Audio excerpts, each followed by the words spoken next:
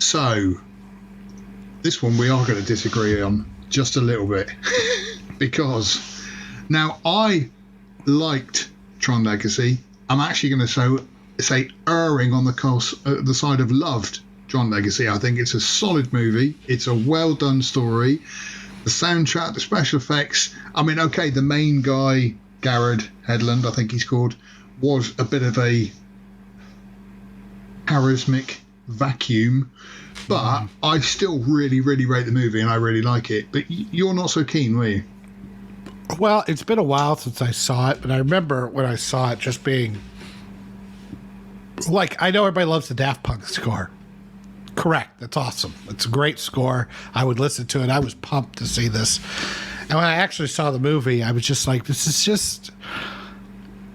I mean, like, okay, the arcade... It just felt like everything just was set up weird.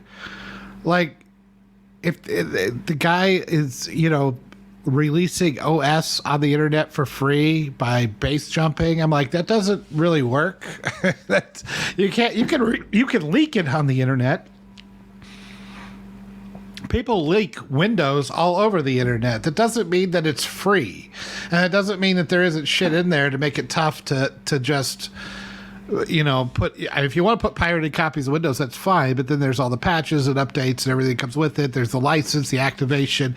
There's ways to protect your property. So I mean, he's like, well, he released it on the internet, and the guy's like, well, I guess that's it. We're screwed. I was like, that's not how that works.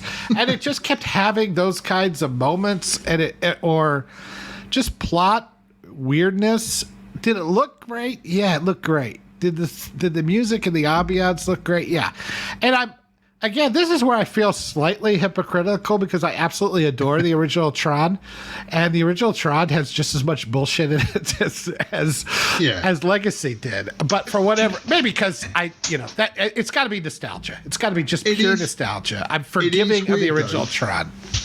It is weird, though, the way you say that, because I can't remember what I was watching, but I was watching something the other day that I hadn't seen for a long time, and I was being less forgiving, whether it's because I'm now a movie critique, but just because I examine movies a lot more than what I used to as a kid, that we have become harsher with our reviews of them. And so, like I say, with Tron Legacy, I was quite open-minded towards it, and like I say, I've seen it a few times, and I still quite happily rate it.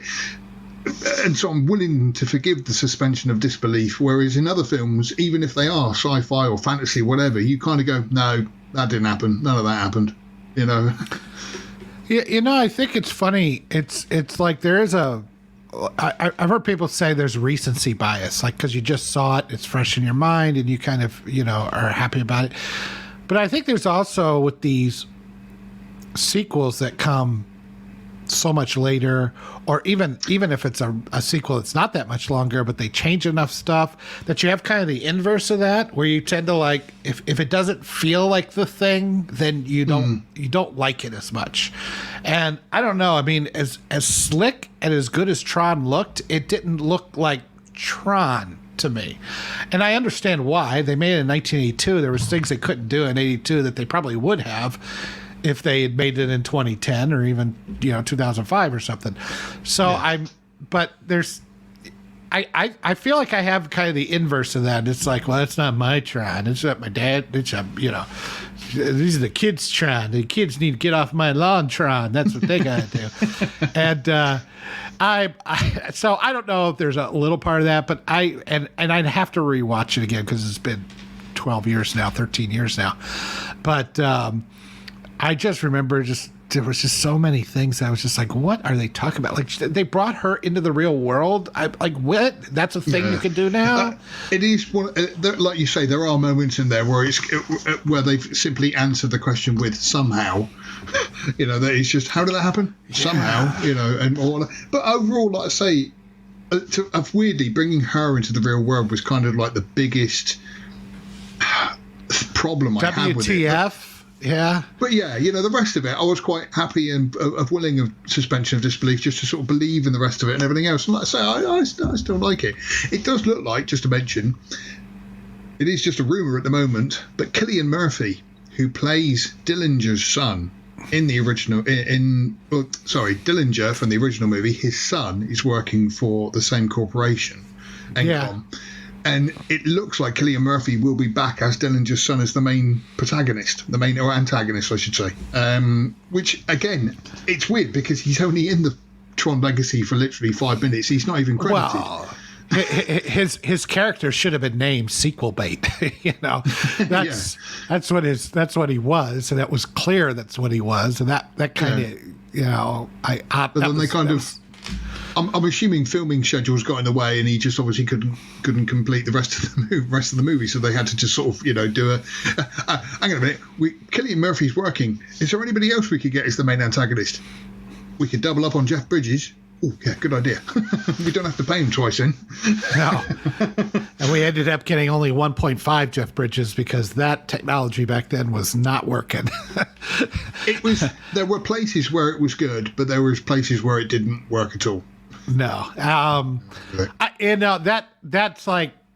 That's one of those things that doesn't bother me. I know people are really kind of like, oh, it looks so bad. I'm like going, yeah, it looks bad. It was 2010. They had just really were getting into this de-aging deep fake technology. Yeah. Cut them a break. That was the least of the problems of the movie for me. I think what I didn't like about the movie is that it got so weirdly metaphysical. What they call these programs? The girl, she was like an ER. I don't know. ISOs. I think it was ISOs, which is to me that's like, oh, it's an image of a CD file. Okay. I feel like that's, but that it didn't mean that. It was some. Bullshit. Are you saying I could download, what's her name? Olivia Wilde, like in the size of an ISO file? Apparently, only 670 megabytes. Just yeah.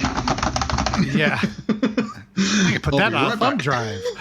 But that's just it. I mean, it was like they threw in language like that didn't mean.